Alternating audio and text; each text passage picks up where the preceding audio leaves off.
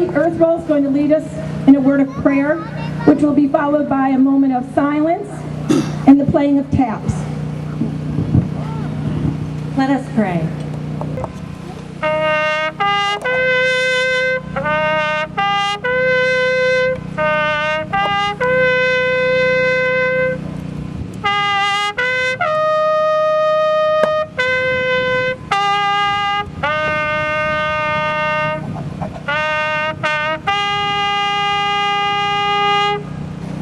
Hugs for Heroes is very excited this year to be honoring a very special gentleman. He'll be awarded the Hugs Award. I'd like to take this time to tell you just a little bit about this year's recipient. Joseph Francis Lentz. And you can correct me if I miss any of the information, because we did this interview over the phone. He joined the Army in 1944 at the age of 20. There was a war to be fought, and Joseph says today, "I was a farmer, not a fighter." But fight he would. On July 14, 1944, he was sent to Camp Dix, New Jersey, and then on to Camp Blandon, Florida, where he trained for combat in the South Pacific. However, Joseph's orders were soon to change. He would be heading to Belgium, where he would become part of one of the greatest battles ever fought by the United States military. Joseph was part of the Pennsylvania National Guard during peacetime and claims he has no idea how he became part of the Pennsylvania Guard when he was from New York. Over 600,000 American troops fought in the Battle of the Bulge, a major battle in Europe during World War II. This was Germany's final attempt to drive the Allies off mainland Europe.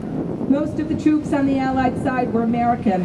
The Battle of the Bulge took place in Ardennes Forest, Belgium, where American casualties numbered 89,000, including 19,000 who perished. Joseph recalls his days at war as following.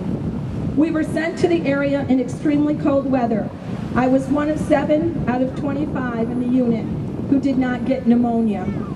Christmas was spent on board the Dutch ship SS Volendam, an old wooden railer passenger ship which was being used to escort American soldiers to France.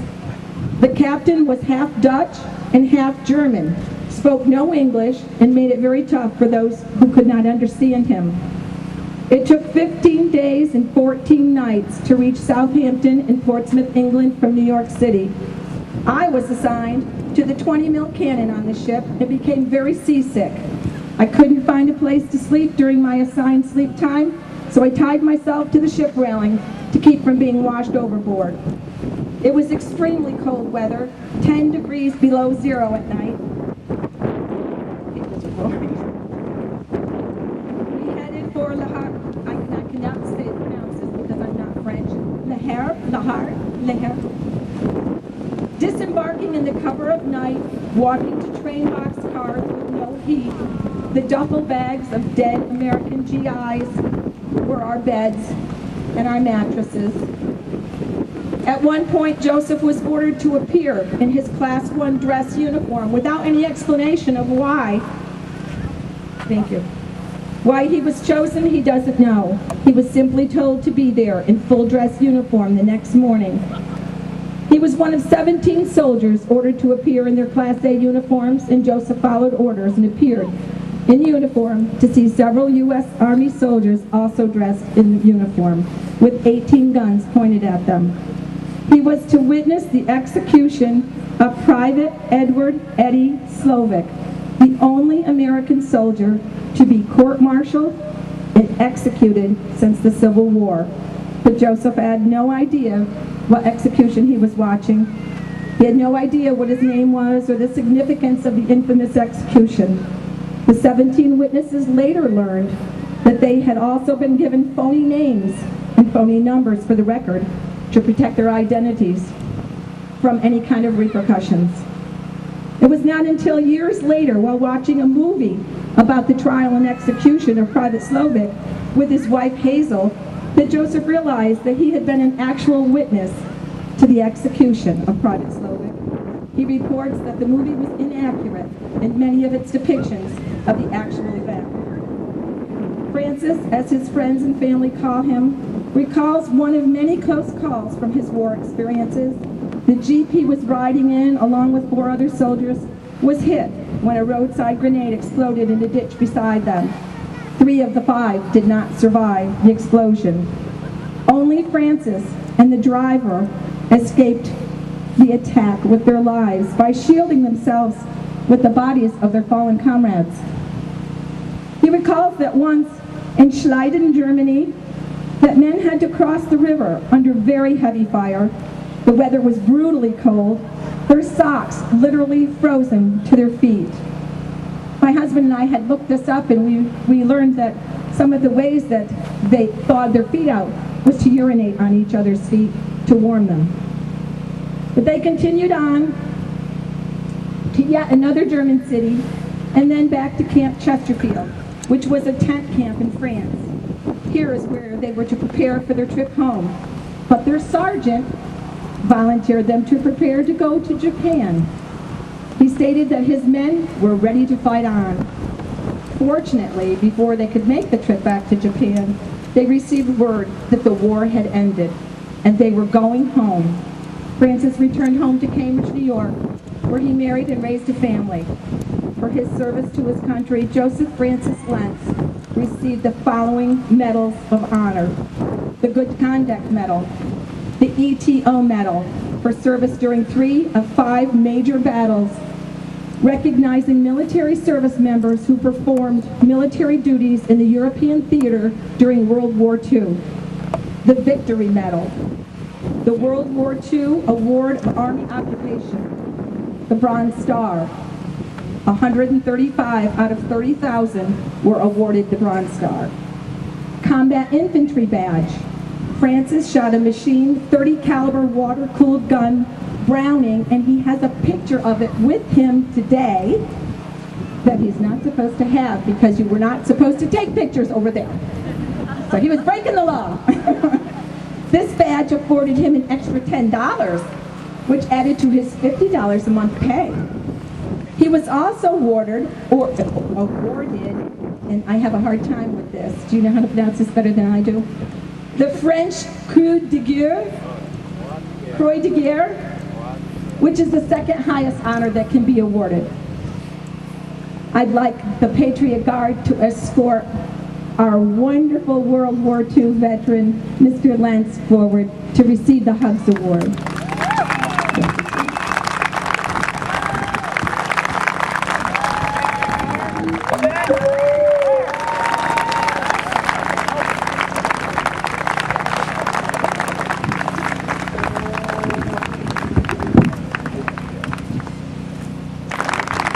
It is with deep humility, tremendous gratitude, and honor that Hugs for Heroes, on behalf of Hugs for Heroes, I award you this plaque.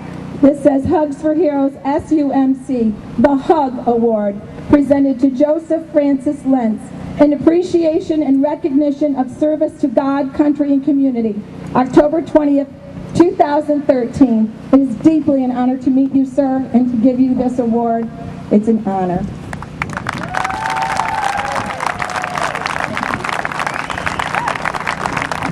Let us know if it's okay for jumping.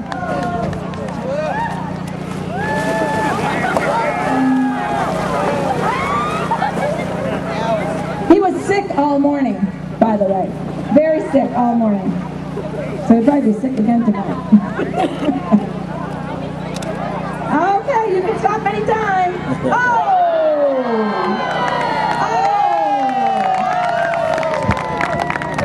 Oh, let's hear it for our lion. The softball sluggers are up. They're getting undressed. Now, I happen to know that the softball sluggers are led by Janie Perkins. Now, Janie is one of our youngest Friends of Hugs members. She volunteers. We put up over 250 flags. I'm sure you noticed them coming in. Janie is always there to help us put these flags up. Although Janie's with a group on her own, on her own, she raised $950. Jenny, put your hand up.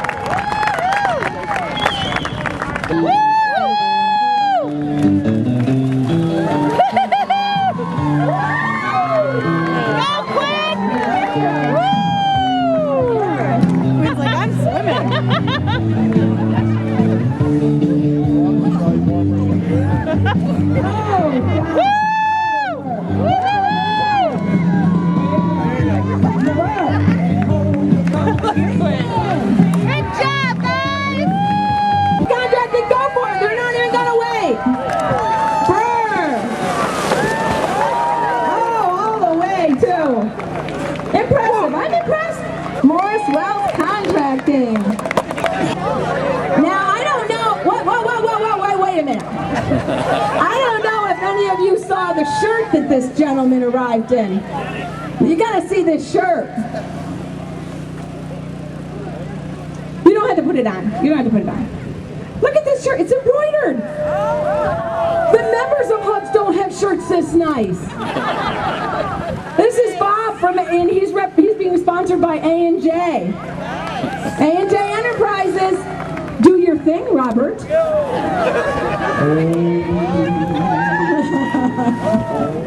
Ouch, ouch, ouch, ouch, ouch, ouch, ouch.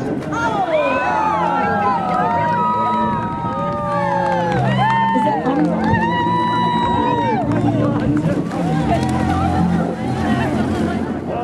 We have Team Jason up. Is that who we have? Team Jason.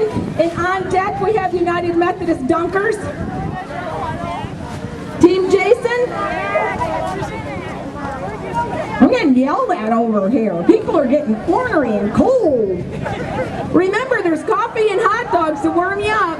Donna, what number are you on? I'm on 4, Team Jason. Okay, I need to know the number. Team 4. I have numbers, I don't have names. Okay, Team 4 is Team Jason. Okay, this is Team Jason. Oh, wait a second. Team Jason. Jason's here. Jason's up on top of the hill. We got a veteran up there. Hey, Jason. Woo! Jason's in the wheelchair at the top of the hill. Woo! Woo! Here goes Team Jason. Bird, look at that face. Look at that face. Bird. That was also the United Methodist Dunkers number 6.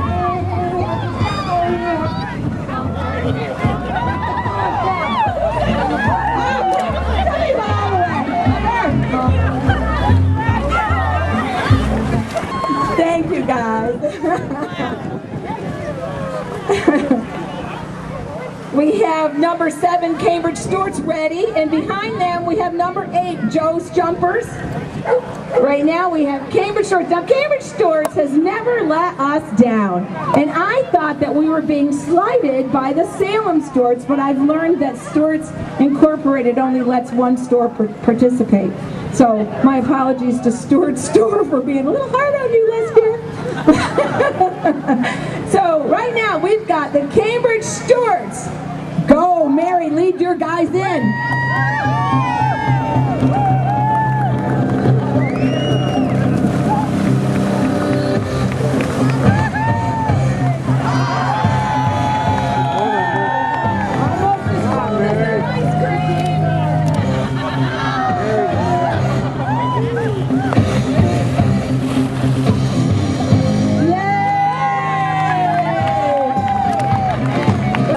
On deck, behind Joe's Jumpers, we have number 9, in memory of Howard Alamo? We'll find out. Right now we've got Joe's Jumpers. Oh, we've got the Casiuna Fire Department. Now I gotta tell you, Jason Fadler took up a challenge by us. He's been here every year jumping that we've had this, by the way. But he challenged all the local fire departments to be here. I don't know if there's any other fire departments here, but Jason's here, and so is the Casiuna Fire Department. And they've got a wonderful display. They've got a wonderful display right over here that they're inviting inviting you to come over and see and let the children come and check it out. And here they go. Thank you, Jason.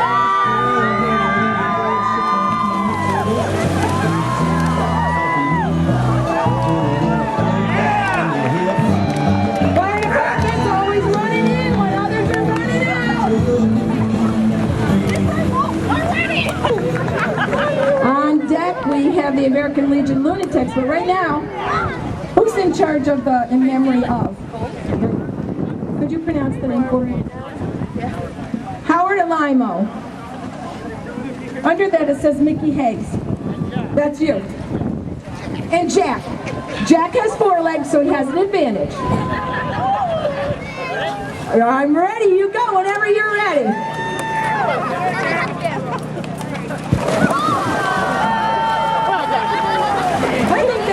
Yesterday, practicing. When we were raking the beach, we saw a dog here practicing. American Legion. Right now we got the American Legion Lunatics. We got to come around in front of you guys. Oh, look. You know, this is a little scary. I went to school with this guy, and it's a little unnerving. I missed a few pieces of my clothing over the years, my locker in school. Now I think I might know where they went. This is the Legion Lunatics who never let us down. Oh my goodness. Look at the bright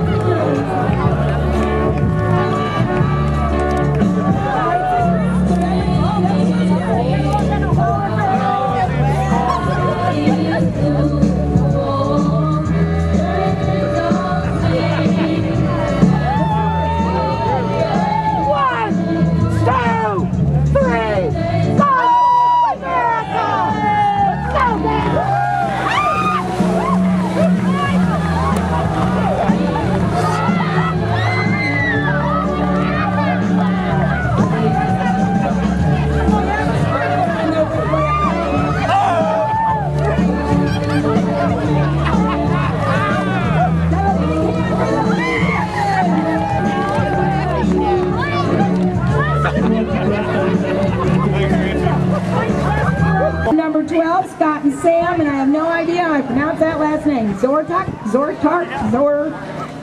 you know who you are.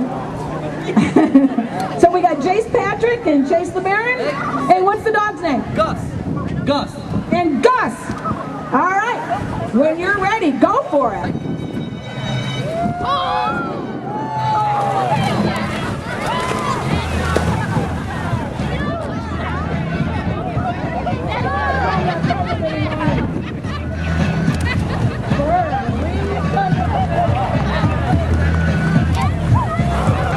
Way to go, guys. Thank you. Number 13, the Shushan Nuts.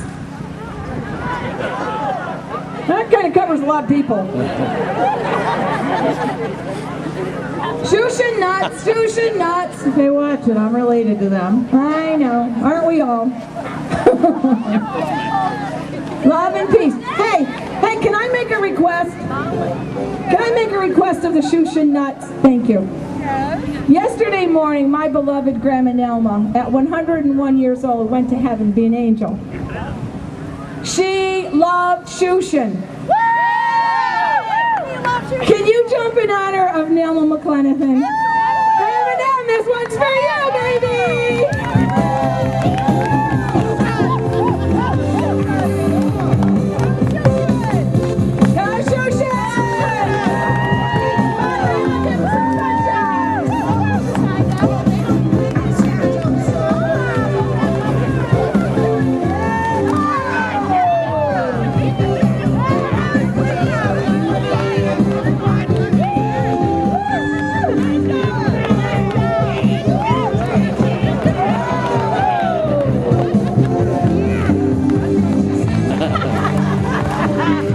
Number 15 is Up Little Indians, and right behind them is number 16, Girl Scout Troop 3297.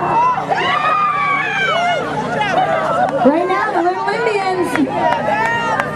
Where's our Little Indians? 1 little, 2 little, 3 little Indians, 4 little, 5 little, 6 little Indians, 7 little, 8 little, 9 little Indians, 10 little Indians, boys and girls. Are you ready, little Indians? Here go 10 little Indians!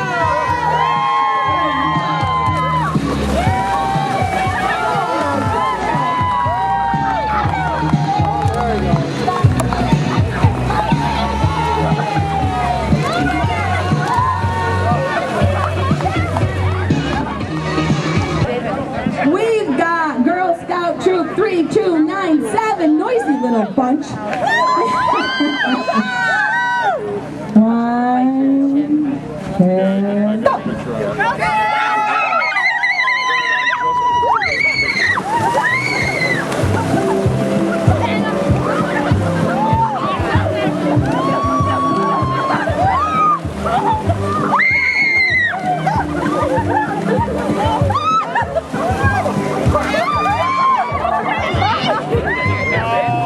Thank you, ladies. We have Hugs. Who's Hugs? We have a group number 17 called Hugs. We got a group called Hugs. Are you Hugs? You're one of them. We got one of you here. Where's the rest of you? Is that it? You and your doggy? All righty. Ready, set, go!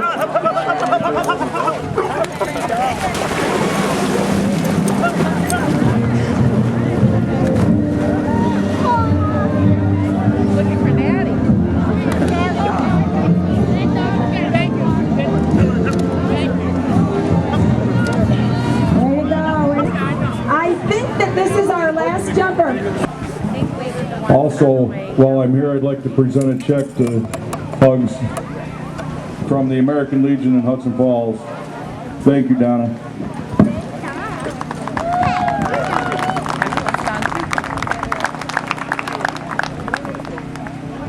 Thank you very much on behalf of Hugs for Heroes, and thank you guys for all you do. It's an honor to have you here.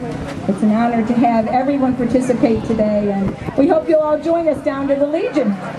All right, thank you. Again, anyone wanting to help pick up, we appreciate it. I was taking a bath all about a Saturday night.